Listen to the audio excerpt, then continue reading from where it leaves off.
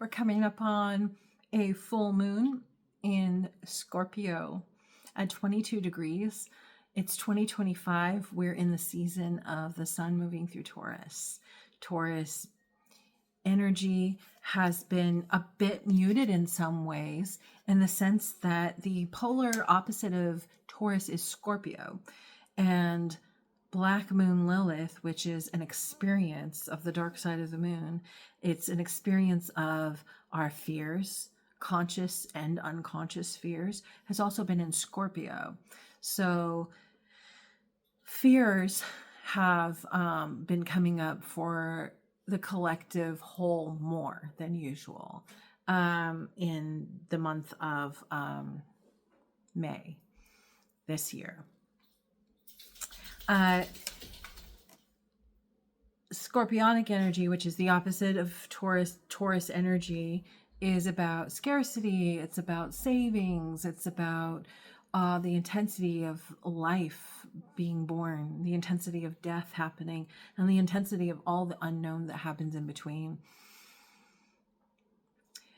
While our ego development and what we're supposed to be learning is about the ways of Taurus, which is about continued, almost unlimited manifestation of the material, which is in some ways the opposite of the scarcity and the opposite of the clearing away. So it's really interesting because the lesson of this particular transit through Taurus and the ego energy of manifestation and material gain has very much been about learning that there are some times where to get more, you do not need to sacrifice or to get rid of other. So let's say, for example, someone's going to get a big TV. I don't know why I'm thinking of this. This is just coming to mind. Maybe people will be able to relate to this. I'm not sure because I don't have a TV. I haven't had a TV like a lot of my life. But let's say someone's bringing in a big screen TV. Well, they likely will have to clear out space in their home to make space for this big screen TV. That would be teeter-tottering off of the Scorpio energy, which is to clear space and get rid of some things, and the Taurus, which is to bring in more and to grow materially. But sometimes you don't have to get rid of anything to grow materially. You simply need to use what you have in a more resourceful manner and maintain everything that you have and grow with what you have. So it's about faith in some degree, because Saturn has been in Pisces, which is all about faith. And it's been in Pisces for quite some time, and it will still be in Pisces during this full moon in Scorpio at 22 degrees. Saturn is the taskmaster. It's been teaching us you've got to have faith. What does faith look like in this regards? Part of Pisces also is about sacrifice. Where do you draw the line between sacrifice and not sacrificing? The animal that represents Pisces is the fish, and fish have, through some lenses, like the earthly lens, and has been seen as something that feeds people, but maybe not always. Sometimes fish can teach us about cellular regeneration. The possibilities are endless when it comes to faith. So Saturn has been teaching us about faith, and Taurus season is not about letting go as much as it is about being with, and being with in a way that is abundant. I've described Taurus season before as, in the olden days, if you had a cow, because Taurus is represented by the cow, you were considered wealthy. And if the tribe had a cow, it was really good. The tribe was doing really well, but they were doing even better. They were past the point of survival to the point of thriving if they didn't kill the cow. If they could just live with that cow, that meant that they were doing really good. So this is not about sacrificing the cow. This is about building upon everything that already is. So instead of separating the wheat from the chaff, which is a very Virgo type behavior, and that's something that happens with farming and crops, where you separate what you will not use from what you will use. This is resourcefulness. This is finding a purpose for all the things and recognizing their interdependent existence and purpose and use. And that's how things become more abundant. So let's say there's a beekeeper, for example, and the beekeeper maybe sells some honey. I'm sorry to the vegans out there, but this is the example that's coming through. Maybe it's an example that people will understand. So let's say the beekeeper is selling some of the honey, and they have honeycomb left over. What do they do with that honeycomb? They can find purposes for it instead of just tossing it. They can use it for something else. There might be a way to use it to keep the bees happy and healthy. There might be a way to use it to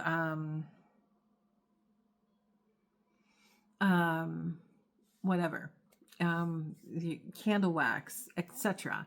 So it's about being more resourceful to grow, to make more, rather than, oh, if I want this, I have to give that up because it's this or that. It's not like that with this season. But our fears are telling us that it is, because of where Scorpio has been with Black Moon Lilith. Now, Scorpio is going to be at 22 degrees. 22 is a number. I know I've repeated it a few times, but I want you to remember. And obviously my frontal lobe is designed this way to keep repeating this number for some reason. So it's a number that has to do with, it's not like 1 and 1. It's not a stalemate. It's not two entities still learning from the inside out, but not yet able to connect. With 2 and 2, you have the relationship that has already been learned. And then you have another relationship that's already been learned. And it's the coming together of those relationships. So it's, this entity is really great at this, and that's what they're skilled at, and that's what their purpose is, and honoring that and recognizing that. And this entity over here is really good at that, and honoring and recognizing that. And so then together these entities work like so. The thing is though, that because of the Scorpio alignments, there could be some fears in regards to that. There could be, it's an opportunity to recognize and be strong and intense within relationships, so that the relationships, when they come together with other relationships, can be better for manifestation. So that's a big magical thing that's happening with this full moon, and we're going to be seeing the results of that coming into fruition between now and November, because these things tend to have a 6-month way of playing out. So there's that. I'm going to be drawing 3 cards to help us through, to give us some guidance for the collective consciousness. So one of the decks that I'm going to be using is the Herb Crafter's Tarot. I love this deck. It has beautiful art in it. And it is, the artwork is by Joanna Powell Colbert, and it's written by Letitia Guthrie. It's perfect for the Taurus season, I think, because Taurus is all about the earth, and this is all about herbs. I'm going to use the Crystallary. I love how sparkly this one is. This one's by Maya Toll, and the artist's name is Kate O'Hara. Beautiful. And another deck that they do called the Herbery. Beautiful. So yeah, we just have a few more days left of working from the inside out, and then recognizing how, when we've worked from the inside out, how that has affected our relationships with others and our ability to work with others in harmony. And then how, on a wider scale, those relationships that we have and those ways that we're able to work with some in harmony, pairing up with others who have done that same thing, to take good care of themselves, to work with others in harmony, and what that looks like. So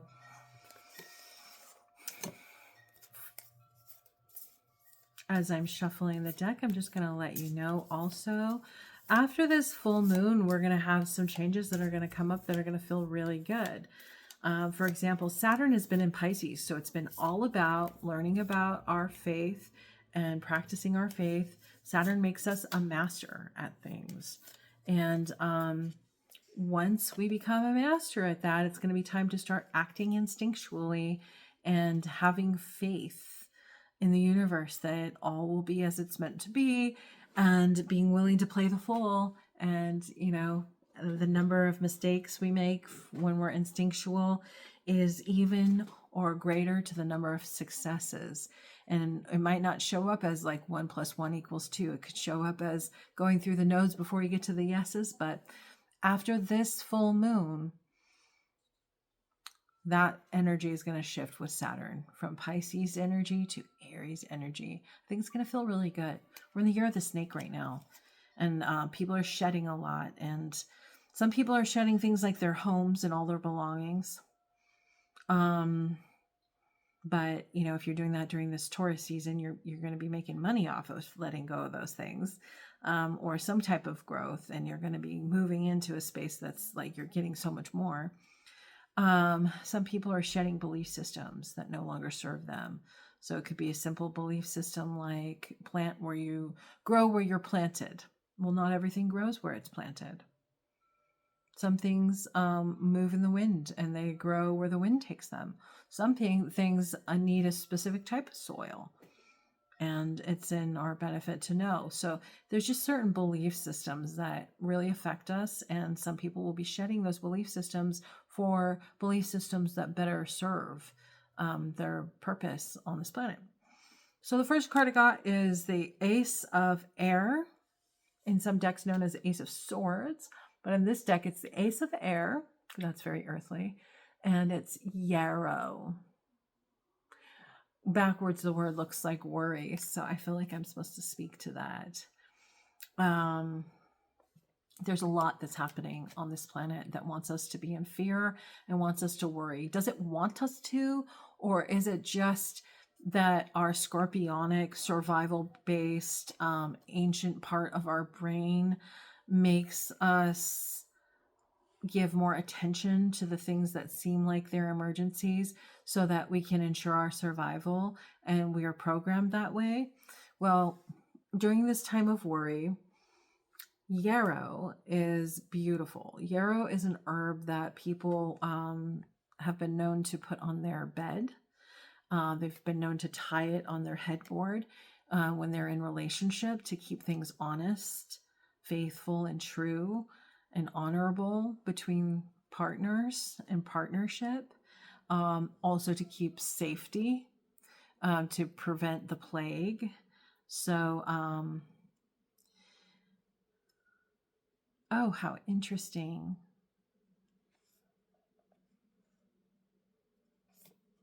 That's very interesting. Okay, I drew from each deck, and this deck gave me the same thing. So that's really interesting. And as we can see here, it's described as a pocket of protection. How interesting. Okay, so yarrow is really important. It looks like baby's breath. There could be a temptation to there's a little bit of post-nasal drip here. There could be a temptation to not want to appear to be like a baby, or for people to see the vulnerableness in crying. This full moon is going to be falling on Mother's Day, or Mother's Day weekend, or very close to Mother's Day. I don't know the exact day of Mother's Day, but my mother was born on Mother's Day, and so I know that Mother's Day, the actual day, changes. But I do know that we're around the time of Mother's Day, and mothers have a role that is beyond who they are as a person. So kind of like, you are more than what your career is, for example. Let's say you go into a job and you are expected. I was trained as a therapist. So some of the things with being a therapist is you go into a job and you're not going to be dressed like you're going out dancing at the club. Um, you need to dress in a semi-professional manner, that will not, whatever. Also, there's things that are also required, not just at your job, but in general, you have to have a certain moral conduct in the way that you move through the world. You have to have anonymity in some circumstances, to protect, the license that you're working under for somebody else. There's just rules. If you see a client in public, you're not supposed to speak with them. You're not supposed to act like you know them. And if anything, you should remove yourself from that place in some cultures, unless they come up to you and they start talking to you. So it really just kind of depends on your culture. But these roles, like motherhood, for example, we are so much more than those roles. And we take on those roles for the purpose of having a life experience, but we are something else other than those roles too. Those are just personas. So in the mother persona, we might have learned belief systems that no longer serve us. And part of the year of the snake is shedding those belief systems. So, we could be shedding all kinds of things. We could be shedding physical things, we could be shedding mental things, you name it. So one of the stories that, as a mother, that we might have is, you don't cry in front of your kids, or crying is only for babies, worrying, the idea you worry too much, or it's okay to worry. So just kind of being yourself and allowing yourself to cry if you need to cry. Talk about what you do and do not trust. And it's interesting because I was just doing shielding exercises the other day. And this is about shielding. I think this is interesting too, because this is growing by an electric fence. If you're going to work with the image of yarrow in regards to shielding, just knowing that you want to make sure that you've meditated, that you've shielded yourself before you reveal what your needs are, because expressing feelings sometimes have to do with needs, and making sure that you're in a protective bubble. And childbirth, and relationships to mother have a lot to do with shielding bubbles, because the mother carried the child within that womb. But you're allowed, the mother and the caretaker, whether you have had children or not, some of us didn't have mothers. And so we worked so much on being our own mother, and we got so good at that inside that we kind of spill over with that kind of love. And so others who didn't have mothers are attracted to that. And so we might be seen as a mothering kind of energy, even if we are not a mother. Even if that's just because it's something that we've worked on within ourselves, but we actually have other roles and personas that we move through the world on. But part of the role of mothering is about self-sacrifice. So just knowing that's just a role. That isn't everything that is. So if you need to be held, and you need to be sheltered, and you need to be shielded, speak up and say it. But do it in a way that you're protected before you even say it. Here's another card that I got, and this is from the crystallary. But be careful who you say it to. Make sure you're saying it to people who have the ability to see into the future, who have the ability to see psychically, who have the ability to be soft and listen.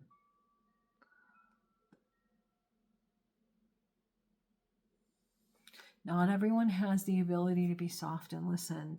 Some people haven't done the work inside to be able to be still and be soft and listen. Some people are at such disharmony within themselves that as soon as things get quiet, they feel disharmony and angst. And those aren't the people that are going to be able to be soft and listen. But we can always be soft and listen to ourselves. We can always practice this. Even if we're feeling angsty, even if we're having a hard time being soft and still with ourselves, we can always work on this. And we can find others, because 22 is about the relationship with self and other, and then finding others that have the relationship with self and other, and that in a strong way. So we can keep ourselves around the energy of being soft and listening. And then this came out too at the same time, which is blue topaz, lapis lazuli. Lapis lazuli is a good one. I wear this, and when I wear this, I cannot sugarcoat the truth. When I wear this, lapis, I will get a headache if I am not 100% honest, whether it's sugar, like no sugarcoating. Sometimes my honesty is like a roundabout, and I try to sugarcoat things because I want to be gentle. And I have this assumption that other people like move through the world like I do, and they need it delivered in a certain way or whatever. And I'm trying to slow down instead of just being like my Sagittarius rising self and spitting it out and just moving on. But when I'm wearing lapis lazuli, I get a headache if I'm not like, if I don't just spit it out as it is. So this says stepping up to sovereignty. So this is about knowing like you are more than just a mother. You are more than just a caretaker. A lot of people that are spiritual have done a lot of caretaking and caring of other people. And you're more than that. You deserve to have that done for you. Or to just step up and be, you are who you are, regardless of whatever roles that you have in the world. Like teachers, for example, they can only dress a certain way no matter where they are, because they could run into students and students only see them in that one way. And they're expected to have a certain role that they play in life. Like if you're a minister, you're not going to be like, depending on what you're a minister of, but more than likely 9 times out of 10, or maybe like 9.9 times out of 10, you're not going to be on a stripper pole if you're a minister, because you're expected to be in that certain role. Well, this is reminding you to step up to sovereignty, and be truthful in who you are.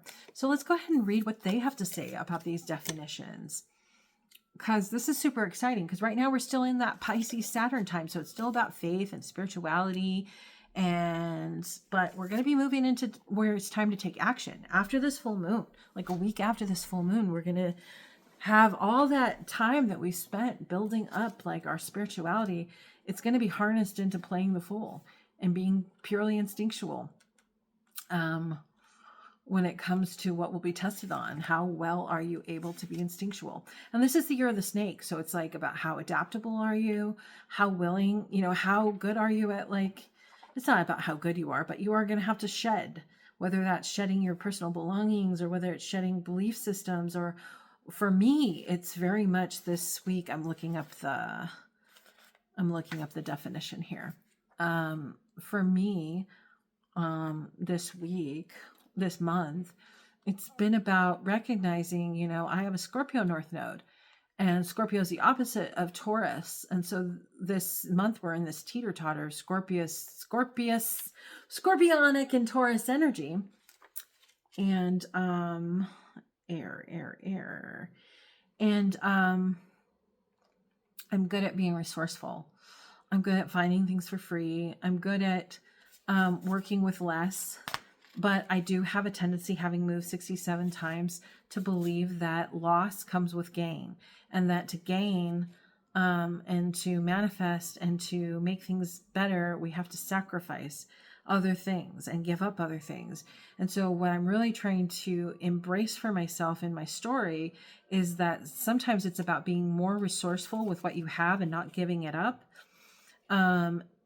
And that's how you get to a place where you're manifesting on a greater level. So it's working with what you've got rather than giving it all up to have something different. So like, for example, like the fears and the worries that come up around because I'm working on trying to find the definition for yarrow. Around the things going on the planet, almost everyone I know, a lot of people I know have left the country. And, the talk about leaving the country is like giving up everything you own and giving up everything you've ever known. But what if you didn't have to do it that way?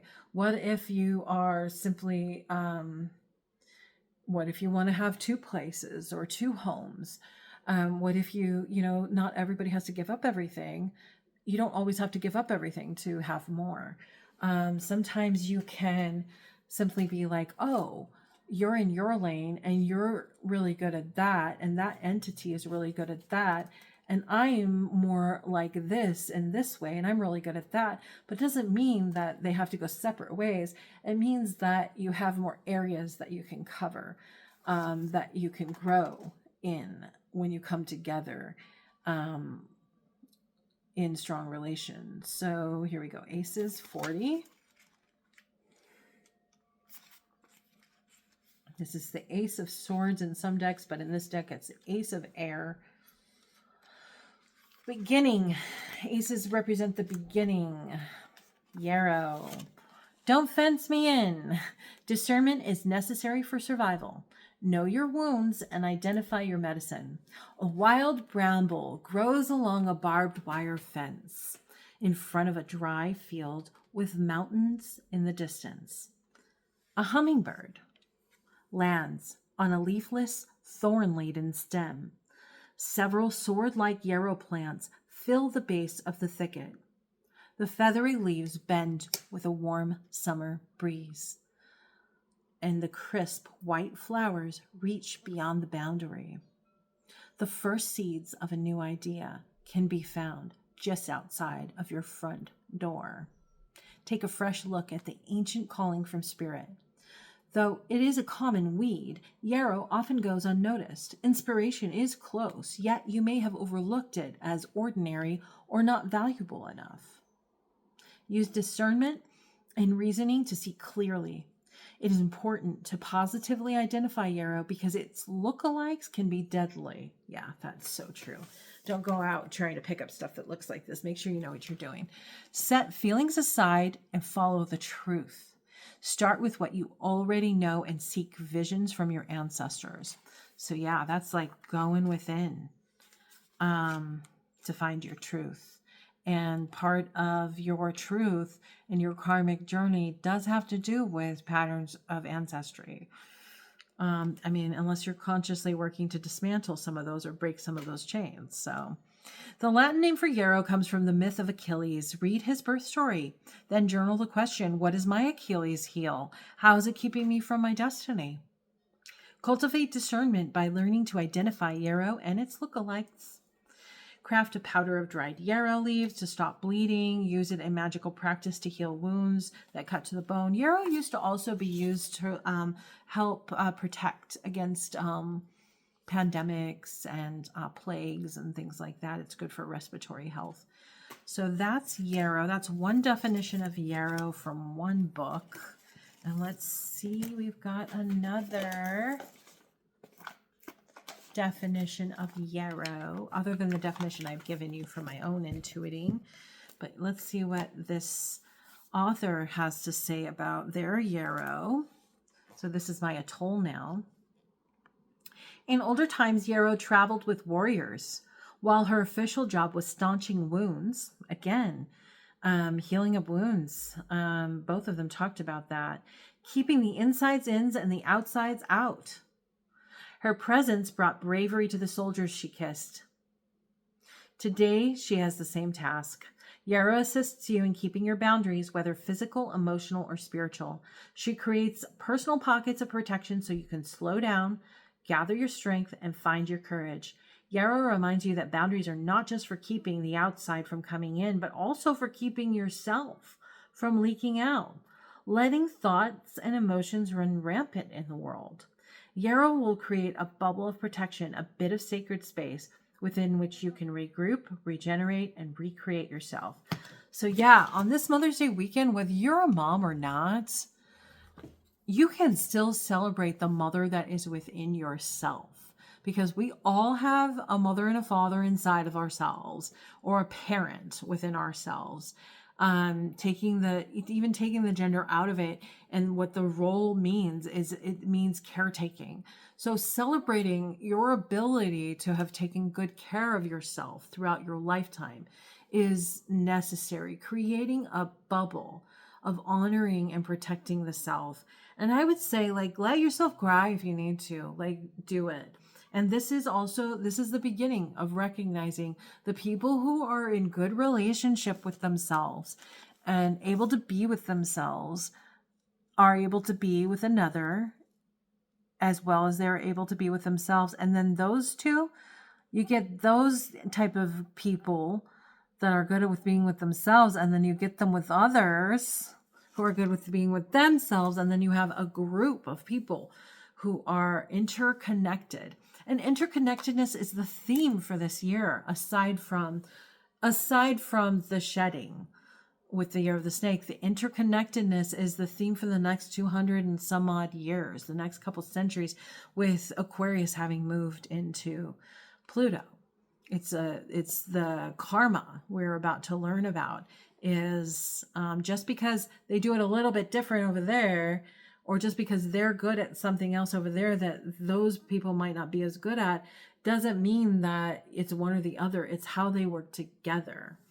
It'd be like if you get all the teams that are competing to stop competing and join forces to create something, you've got a powerhouse. Especially if they're like, already working really hard on their own. So that's Yarrow. And then the cards that I drew for us from the crystallery, there are 2 cards that came out actually from this 3rd deck. And I've got Lapis Lazuli. Excellent card. This is a beautiful card. Whenever I use this, I cannot sugarcoat anything. Whenever I wear this is about truthfulness and stepping up to sovereignty. So that's just beautiful. There's a lot of fake lapis lazuli out there, just like there's like a lot of fake people that aren't telling the truth. You can tell though, like if you feel it, lapis lazuli has not a plasticky feel. It's got a gritty feel to it, even when it's polished.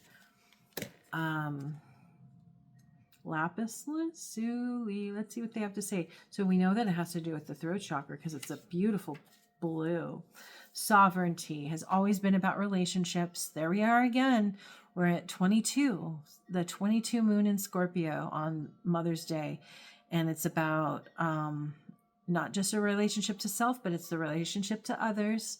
And then how that strength with our relationship to self and other, how it becomes magnified when you get other people that have good relationship to self and other. So it grows into a group.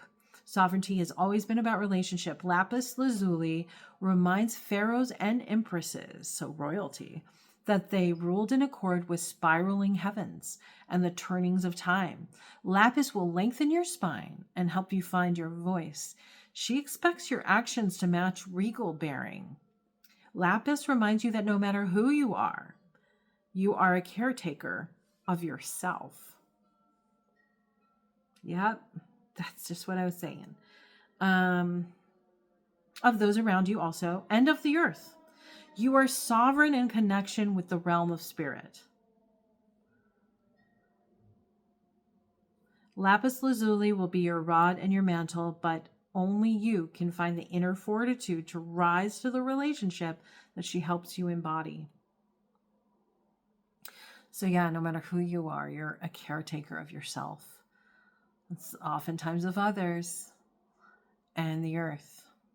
So anytime you're throwing your garbage in a garbage can, or you're thinking about, like using filtered water as opposed to plastic or whatever it is, using something reusable, whatever it is, anytime you're opening the door for someone else, you're in relationship with other, anytime you're taking care of yourself, and don't knock it, start noticing all the little ways that you take care of yourself, because it all matters and there's an abundance of it. I've been hearing people say like self-care is more than just bubble baths and getting your nails groomed and getting your hair cut, but that's still self-care. And how many people that are in a mothering position don't even have the time for that. And it's about manifesting and recognizing how we take care of ourselves and honoring it. And the way that we do that gives us the inner fortitude to rise to the relationships that we're meant to embody. So, have I covered everything? Leading up to this full moon, we're going to have some more Taurus energy, of course, and there's going to be some stubbornness, which we can harness to just really, hold on to what we're working on for ourselves and to not let go of it.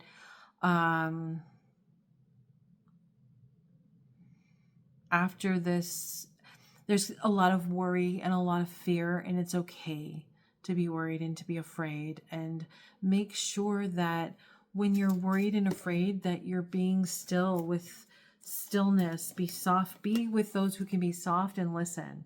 And be soft and listen with yourself. Yeah.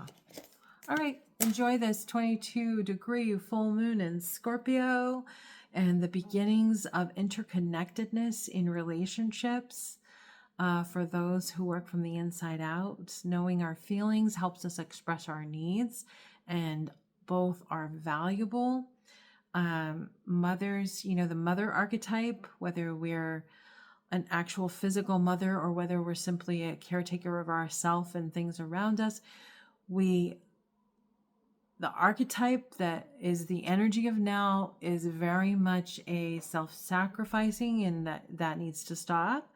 So stop with the self-sacrificing. Remember, Taurus represents the cow. If you had a cow in the olden days in your tribe, you were doing really good because that meant that you had food if things went awry. But if you could keep that cow alive, that meant you were thriving. So it's not about sacrifice right now. It's about building upon other things, building upon, being resourceful with it all and letting it grow. And yeah, there's a lot of fear going on in the world right now, and we can know that that's a way for us to work on our faith, and we can protect ourselves from the idea that the fear is all that there is, and we can lean into that Saturn and Pisces that is teaching us about maintaining our faith. And after this full moon, it's gonna start getting fast. Things are going to start speeding up. Aries and Venus will be right up against Aries and Aries and Saturn. So we will love the freedom that we're about to feel and the drive that we will be having. So take good care. Spoil yourselves rotten. Know that you're valid. Know that you're more than just your role. Know that you deserve all of it, all the good stuff. And it's okay if it feels intense at times. This is only the beginning of a huge transition in the karma of humanity in regards to interdependentness. And we're just at the very beginning stages of beginning to collaborate and learn. So enjoy it and take good care.